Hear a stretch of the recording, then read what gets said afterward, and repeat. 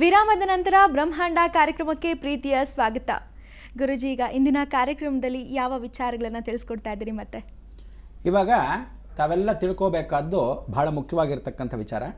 ಗುರುವಾರ, ಭರಣಿ ನಕ್ಷತ್ರ, ದದಯೋಗ ಅಂತ ಕರಿತೀವಿ. ಇವತ್ತು ದದಯೋಗ ಅಂತಕ್ಕಂಥದ್ದು ಗುರುವಾರದ ದಿವಸ ಗುರು ಪರಂಪರೆಯಲ್ಲಿ ಬಹಳ ಮುಖ್ಯವಾಗಿರ್ತಕ್ಕಂಥದ್ದು. ಈ ಜಗತ್ತಲ್ಲಿ ಕೃಷ್ಣಂ ಒಂದೇ ಜಗದ್ಗುರು ಅಂತ ಕರಿತೀವಿ. ಯತ್ರ ಯೋಗೀಶ್ವರ ಯತ್ರ ಕೃಷ್ಣೋತ್ ಪಾರ್ಥೋ ಧನುರ್ಧರ ತತ್ರ ಶ್ರೀ ವಿಜಯೋರ್ಭೂತಿಧ್ರುವ ನೀತಿರ್ಮತಿರ್ಮಮ. ಆ ನೀತಿಯನ್ನು, ಪಾಠವನ್ನು ಭಗವಂತ ಸರ್ವದಾ ನಿಮ್ಮ ಮುಖಾಂತರವಾಗಿ ಇಡೀ ಜಗತ್ತಿಗೆ ಗುರು ರಕ್ಷಣೆ ಕೊಡೋಕ್ಕೆ ಸಾಕ್ಷಾತ್ ಭಗವಂತ ಆಗಮಿಸ್ತಾ ಇದ್ದಾನೆ. ಇದು ಕೂಡ ಸತ್ಯ. ಅದಕ್ಕೋಸ್ಕರ ಜಗನ್ಮಾತೆ ಆಜ್ಞೆ ಪ್ರಕಾರವಾಗಿ ಹಿಮಾಲಯ ಸದ್ಗುರುಗಳ ಮುಖಾಂತರವಾಗಿ ನವೆಂಬರ್ 3ನೇ ತಾರೀಕು ಒಳಗೆ ಅಕ್ಟೋಬರ್ 28 ಮತ್ತು 29ನೇ ತಾರೀಕು ಪೌರ್ಣಮಿ ಸೋಮವಾರ ಬಿದ್ದಂದು ವಿಶೇಷವಾಗಿ ನಾವು ಆ ಗುರು ರಕ್ಷೆ ಕಾರ್ಯಕ್ರಮವನ್ನು ಅನುಗ್ರಹ ಚಿಂತನೆಯಾಗಿ ಬೆಂಗಳೂರು ಅರಮನೆ ಮೈದಾನದಲ್ಲಿ ಸಾಕ್ಷಾತ್ ಕೃಷ್ಣ ವಿಹಾರ, ನಮಗೆ ಗೊತ್ತಿಲ್ಲದೆ ಕೃಷ್ಣ ವಿಹಾರ ಅಂತ ತಗೊಂಡ್ವಿ. ಯಾತಕ್ಕೆ ಏನು ಅಂತ ನಮಗೆ ಗೊತ್ತಿಲ್ಲ.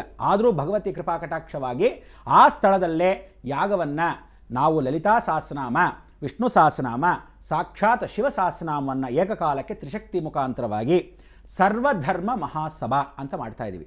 ಏನಕ್ಕದು ಸರ್ವಧರ್ಮ ಮಹಾಸಭಾ ಅಂದರೆ, ಮೊದಲೇ ಹೇಳಿದ್ದೀನಿ, ಯಾರ್ಯಾರು ಎಷ್ಟೋ ಜನ ಇವತ್ತಿನ ದಿವಸ ಕಿಡ್ನಿ ಡಯಾಲಿಸಿಸ್ ಮಾಡ್ಕೊತಕ್ಕಂಥ ವಿಚಾರ, ಇವತ್ತಿನ ದಿವಸ ಎಷ್ಟೋ ಜನ ಗುರು ರಕ್ಷೆ ಇಲ್ಲದೆ ವಿದ್ಯಾಭ್ಯಾಸ ಇಲ್ಲದೆ ಇರತಕ್ಕಂಥ ವಿಚಾರ, ಎಷ್ಟೋ ಜನಕ್ಕೆ ಇವತ್ತಿನ ದಿವಸ ಪಿತೃ ಋಣಗಳ ತೀರದೇ ಇರತಕ್ಕಂಥ ವಿಚಾರಗಳು, ಇವತ್ತಿನ ದಿವಸ ಎಷ್ಟೋ ಜನಕ್ಕೆ ಗುರು ರಕ್ಷೆ ಇಲ್ಲದಿದ್ದರೆ ಗುರು ಗುಲಾಮನಾಗುವ ತನಕ ದೊರೆಯದಣ್ಣ ಮುಕುತಿ ಅಂತ. ಆ ಮುಕ್ತಿ ಬೇಕು ಅಂದರೆ ಎಷ್ಟೋ ಜನ ಹೇಳ್ತಾರೆ ಸತ್ಬಿಟ್ರೆ ಸಾಕು ಅನ್ಕೊತಾರೆ. ಮುಕ್ತಿ ಅನ್ನೋದು ಎಷ್ಟೋ ಜನಕ್ಕೆ ಗೊತ್ತಿಲ್ಲ. ತಿರುಗಿ ಪ್ರೇತಾತ್ಮವಾಗಿ ಅಥವಾ ಪುನರ್ಜನ್ಮ ತಗೊಂಡು ಮತ್ತೆ ಭೂಮಿಗೆ ಬರದೇ ಇರೋದೇ ಮುಕ್ತಿ ಅಂತ. ಅದಕ್ಕೆ ಮೋಕ್ಷವನ್ನು ಪಡಿಬೇಕು.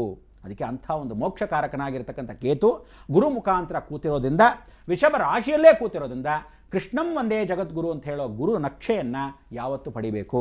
ಅದಕ್ಕೆ ತ್ರಿಮತಸ್ಥ ಜಗದ್ಗುರುಗಳಾಗಿರ್ತಕ್ಕಂಥ ಆದಿಶಂಕರಾಚಾರ್ಯರು, ರಾಮಾನುಜಾಚಾರ್ಯರು, ಮಧ್ವಾಚಾರ್ಯರ ಮುಖಾಂತರವಾಗಿ ಶ್ರೀ ಜಗದ್ಗುರು ರೇಣುಕಾಚಾರ್ಯರ ಪರಿಪೂರ್ಣವಾಗಿರ್ತಕ್ಕಂಥ ಸದ್ಯೋಜಾತಾಯ ನಮಃ.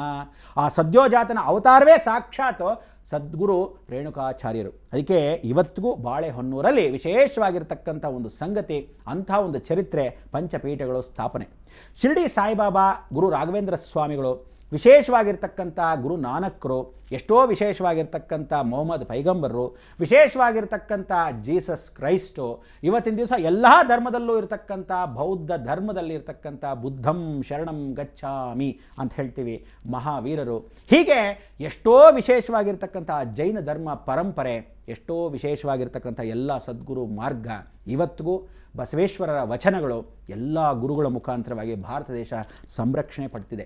ಈ ಸಂರಕ್ಷಣೆಯನ್ನು ಯಾವ ಕಾಲಕ್ಕೂ ನೀವು ಇವತ್ತು ಮಾಡಿರ್ತೀರಾ, ನಾಳೆ ಮಾಡ್ತೀರಾ. ಗುರುವನ್ನು ಯಾವತ್ತು ಮರಿತೀರೋ ಎಷ್ಟೋ ಜನ ಜೀವನ ಪರ್ಯಂತ ಅನುಭವಿಸ್ತೀರ.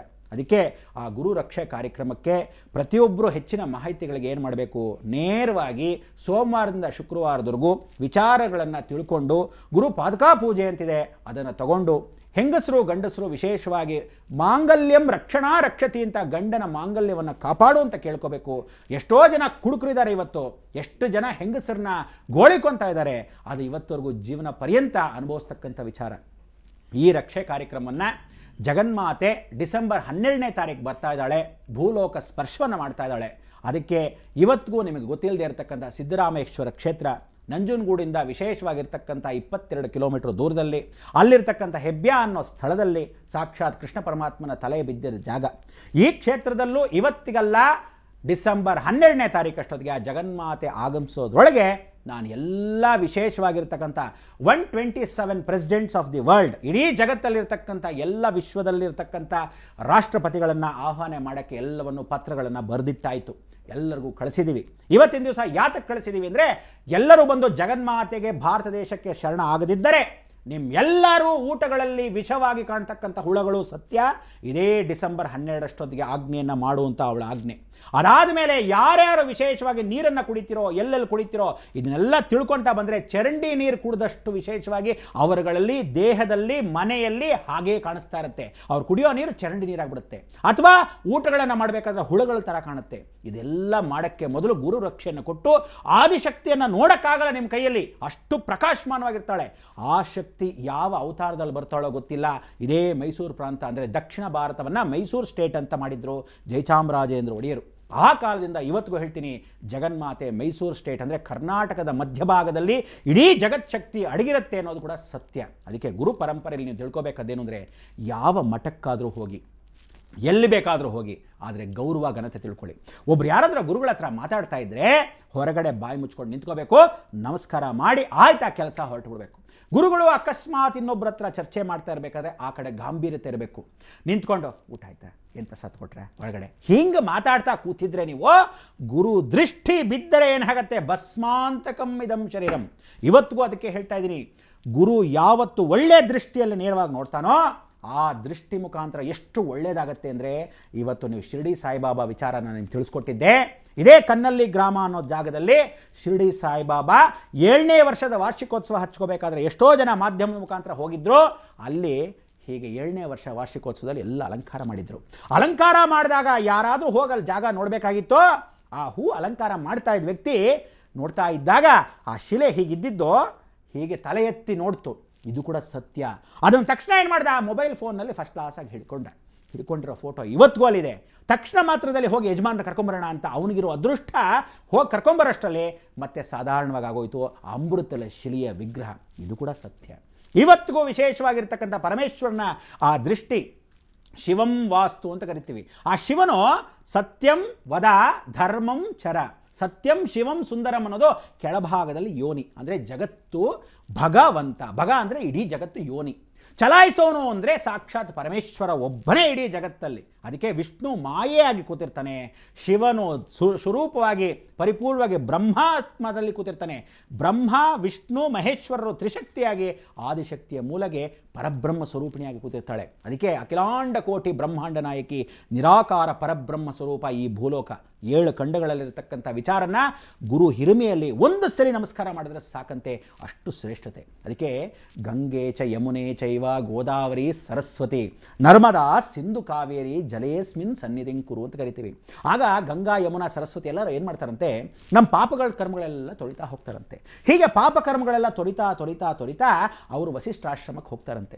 ವಸಿಷ್ಠರೇ, ನಾವೆಲ್ಲ ಜನಗಳ ಪಾಪಕರ್ಮಗಳನ್ನು ಹೀಗೇ ತೊರ್ಕೊಂಡ ಬಂದ್ವಿ, ಆದರೆ ನಮ್ಮ ಪಾಪಕರ್ಮ ಎಲ್ಲಿ ತೊಳೆಯೋದು ಅಂದಾಗ ಅಲ್ಲಿ ಹೋಗಿ ವಸಿಷ್ಠಾಶ್ರಮದಲ್ಲಿ ಸ್ಮರಣೆ ಮಾಡಿಕೊಂಡು ಗೌತಮ ಋಷಿಗಳಿಗೆ ಪಾದಾರ್ಪಣೆಯನ್ನು ಮಾಡಿ ಅವರ ಕಾಲನ್ನು ತೊಳೆದು ಅಬ್ಬಾಡ ಈ ಆಶ್ರಮಕ್ಕೆ ಬಂದ ತಕ್ಷಣ ನಮ್ಮ ಪಾಪಕರ್ಮಗಳು ತೊಳೆಯೋದು. ಅದಕ್ಕೆ ಪ್ರತಿ ಸಲ ಅವ್ರು ಹೋಗ್ತಾ ಇದ್ರಂತೆ. ಅಂಥದ್ರಲ್ಲಿ ನಿಮ್ಮ ಮನೆಗೆ ಯಾರಾದರೂ ಗುರು ಪಾದ ಪೂಜೆಗೆ ಕರ್ಸ್ಕೊಳ್ಳೋದಾಗಲಿ, ಒಳ್ಳೆ ಗುರುಗಳನ್ನ ಕರ್ಸ್ಕೋಬೇಕಪ್ಪ. ಹೇಳಿದ್ದೀನಿ, ಭಾಳ ಜನ ಕಳ್ಳ ಸನ್ಯಾಸಿಗಳು ಇವತ್ತು ವೇಷಗಳು ಹಾಕ್ಕೊಂಡು ನಿಜವಾದ ಗುರುನೇ ಅಲ್ಲ. ಎಷ್ಟೋ ಜನ ಇವತ್ತಿನ ದಿವಸ ಮಾನ ಮರ್ಯಾದೆ ಇಲ್ಲದೆ ಆ ಗುರುಪೀಠೆಗೆ ಕೂತ್ಕೊಳ್ಳೋದು ದುಡ್ಡು ಮಾಡೋಕ್ಕೋಸ್ಕರ ಕುಕ್ಕರ್ಸ್ಕೊಂಡ್ಬಿಟ್ಟಿರ್ತಾರೆ. ಎಂಥ ದರಿದ್ರದವರು. ನಿಜವಾದ ಗುರುಗಳಿಗೂ ಮಾನ ಮರ್ಯಾದೆ ಎಲ್ಲ ಇವರೇ ಹಾಳು ಮಾಡಿಬಿಡ್ತಾರೆ. ಕೆಟ್ಟ ಒಂದು ಹುಳ ಒಂದು ಕೆಟ್ಟೋಗಿದ್ದ ಹಣ್ಣು ಇಡೀ ಮಾವಿನ ಹಣ್ಣು ಬುಟ್ಟಿನೇ ಹಾಳು ಮಾಡಿಬಿಡುತ್ತೆ. ಅದಕ್ಕೆ ಹೇಳೋದು, ನಿಜವಾದ ಗೌರವಂತ ಆಗಿರ್ತಕ್ಕಂಥ ಗುರುಗಳು, ಎಷ್ಟೋ ಸಾಧನೆ ಮಾಡಿರ್ತಕ್ಕಂಥ ಸದ್ಗುರುಗಳು, ಭಾರತ ದೇಶ ಹೆಮ್ಮೆಯಾಗಿರ್ತಕ್ಕಂಥ ಸನಾತನ ಧರ್ಮದ ಎಲ್ಲ ಸದ್ಗುರುಗಳು, ವಿಶೇಷವಾಗಿರ್ತಕ್ಕಂಥ ಅಂಥ ಒಂದು ಶಕ್ತಿ ಸಾನ್ನಿಧ್ಯ ಗುರು ರಾಘವೇಂದ್ರ ಸ್ವಾಮಿಗಳಾಗಲಿ ಶಿರ್ಡಿ ಸಾಯಿಬಾಬಾ ಆಗಲಿ ಹೇಳ್ಕೊತಾ ಬಂದರು, ಮಾಡ್ತಾ ಬಂದರು, ಪಾಲಿಸ್ತಾ ಬಂದರು.